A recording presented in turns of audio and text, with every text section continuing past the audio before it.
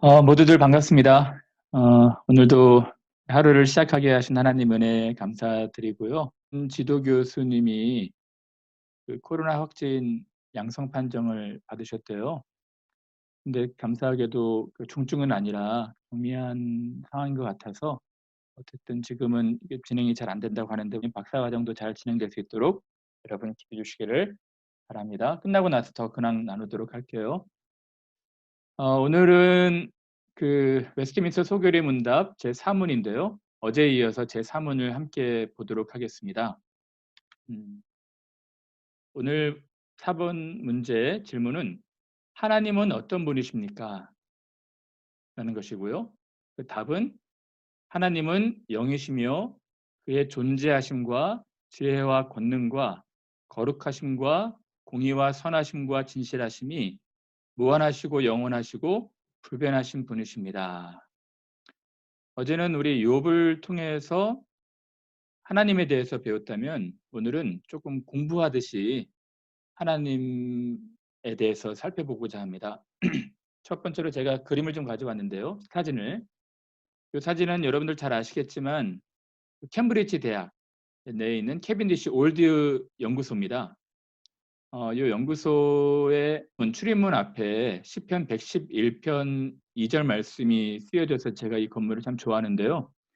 이 건물이 1973년도에 지어질 때 출입문을 달 때 출입문 앞 문구에 박사과정 학생이 성경 말씀을 집어넣자고 제안을 했답니다.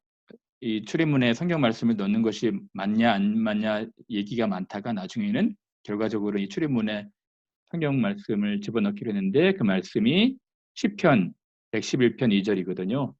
여호와께서는 행하시는 일들이 크시오니 이를 즐거워하는 자들이 다 연구하는도다. 그러니까 이 과학의 목적이, 과학의 출발이 하나님이 이미 이뤄놓으신 일들을 경건한 마음으로 연구하고 또 밝혀내는 그런 의미로 출입문을 만들었다고 그래요. 이것을 제안한 분이 앤드류 브릭스라는 분인데 당시에는 캠브리지 대학 박사과정이었고요. 지금은 옥스포드 대학 교수로 계시다고 합니다. 나노 소재 관련된 교수님으로 계신다고 하는데 저는 그러한 마인드가 크리스찬 마인드가 아닌가 싶어요. 우리가 하나님에 대해서 접근할 때도 그 하나님에 대한 지식에 대해서 접근할 때도 좀 경건한 마음으로 접근한 것이 필요하지 않을까. 하나님께서 이미 이루어놓으신 일들을 즐거워하는 마음으로 연구하는 것이 좀 필요하지 않을까 싶습니다. 오늘은 공부하는 것처럼 우리 하나님에 대해서 잠깐 알려고 합니다. 하나님은 어떤 분이신가? 앞으로 우리가 한 며칠에 걸쳐서 하나님에 대해서 공부할 거거든요. 근데 하나님에서 공부할 텐데 여러 가지가 있을 텐데 저는 두 가지로 요약을 했어요. 첫 번째는 하나님의 존재, 두 번째는 하나님의 사역. 다시 말하면 하나님은 대체 어떤 분이신가? 하나님은 어떤 방식으로 계시고 어떤 속성을 가지고 계시고 어떻게 세상에 계시게 되었는가? 그리고 두 번째로는 하나님은 무엇을 하시는가? 그것을 공부할 거거든요. 첫 번째는 하나님의 존재에 대해서 공부할 때 하나님의 속성들, 그의 캐릭터들, 그의 성품들도 공부할 거고요. 또 하나님의 이름도. 하나님의 이름은 제가 잠깐 언급하고 말 것 같습니다. 세 번째는 하나님의 존재 방식, 삼위일체. 이거 되게 중요하거든요.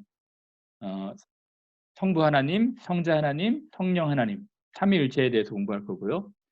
두 번째로는 하나님께서 하시는 일, 하나님의 그 우주 만물에 대한 하나님의 계획을 갖고 계시거든요. 그걸 작정이라고 하고요.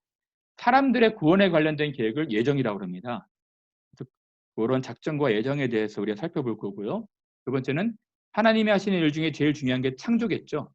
더 중요한 것은 사실은 창조하신 만물들에 대한 계획을 갖고 계시고 그 계획대로 운행하신다는 것입니다. 이 창조와 섭리를 앞으로 며칠간 좀 다룰 거예요. 그리고 이제 하나님께서 어떻게 이 세상을 통치하고 계시고 어떻게 보존하고 가시는지 그런 부분들도 함께 보려고 합니다. 앞으로 며칠 동안 우리가 이 부분을 공부를 하려고 합니다. 자, 그러면 하나님은 어떤 분이신가 공부하기에 앞서서 예화를 가지고 왔는데요. 하루살이, 하루만 사는 애가 있고 하루만 사는 애가 나비를 만났습니다. 나비를 만나가지고 하루 종일 재밌게 놀았어요. 나비가 얘기합니다. 야, 너무너무 재밌었다. 우리 내일도 또 만나서 놀자. 근데 이 하루살이가 내일에 대해서 이해를 잘 못해요. 하루만 살아가는 곤충이라. 그래서 하루 살다가 말았죠. 나비가 지나다가다가 까치를 만났어요. 까치를 만나가지고 까치가 얘기합니다. 오, 나비야, 오늘 너무너무 재밌었다. 우리 내년에 또 만나서 놀자.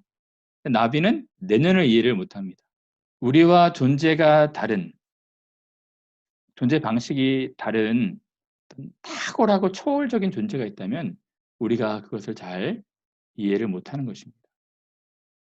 하루살이가 나비를 이해 못하고 나비가 까치를 이해 못하고 까치가 인생을 어떻게 이해를 할 수가 있겠습니까? 인생도 우리와는 너무너무 다른 하나님에 대한 지식이 참 부족한 것입니다. 그래서 저는 처음 시작할 때 경건한 마음으로 우리 하나님에 대해서 공부하는 것이 좀 필요하겠다 생각이 들어요. 제가 하나님에 대해서 오늘 공부할 때 두 가지로 말씀을 드릴까 하거든요. 첫 번째는 하나님의 초월성, 하나님과 우리와의 격차가 너무너무 커서 우리가 하나님에 대해서 도무지 알 수 없는 부분이 있다는 것입니다. 첫 번째 하나님의 초월성에 대해서 공부할 거거든요. 그중에 첫 번째로는 하나님께서는 스스로 존재하시는 분이시죠. 우리 인간들은 다 의존되었지만 하나님은 어느 곳에도 의존되시는 분이 아니에요. 스스로 계시는 분이십니다. 존재 자체가 생각과 의지와 능력과 계획, 존재 자체가 어느 것에 의존되시는 분이 아닙니다. 모든 것이 그에게 의존되는 것이죠. 두 번째는 불변하십니다. 사람들은 변해요. 그것이 사람들의 한계입니다. 다 물질도 변하고 사람도 변하고 다 변합니다. 근데 오직 하나님만 변함이 없으신 거예요. 그의 존재와 속성과 작정과 생각과 사상, 의지, 목적, 약속, 하나님은 불변하시는 분이시다는 것입니다. 그렇죠? 또 하나님은 제한이 없으세요. 무한하십니다. 이거는 사실 우리가 도무지 이해할 수 없는 것입니다. 그렇죠? 하나님은 일단은 시간에 대해서 제한이 없으세요. 그렇죠?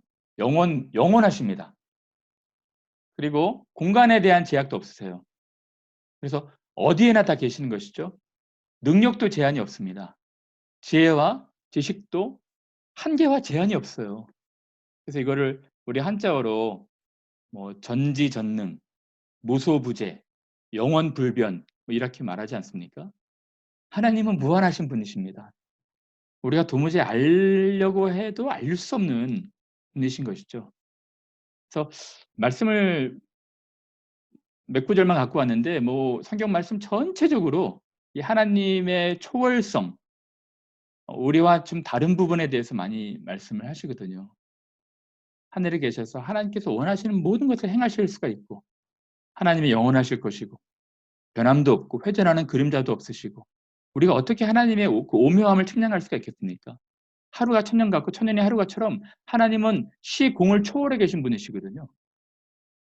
그래서 로마서 11장 33절 제가 제일 좋아하는 구절은 깊도다 하나님의 지혜와 지식에 부유하며 그의 판단은 측량치 못할 것이요 그의 길은 찾지 못할 것이라. 사람들의 지혜와 지식은 잘하지만 하나님은 처음부터 완전하신 것입니다. 처음부터 모든 것을 아시고 모든 것을 하실 수가 있는 것입니다.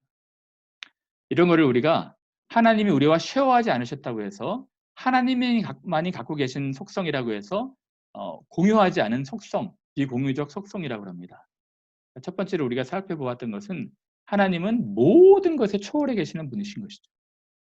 두 번째로 우리가 살펴보고 싶은 것은 모든 것에 초월해 계시는 분이 우리와 함께 하신다는 것입니다.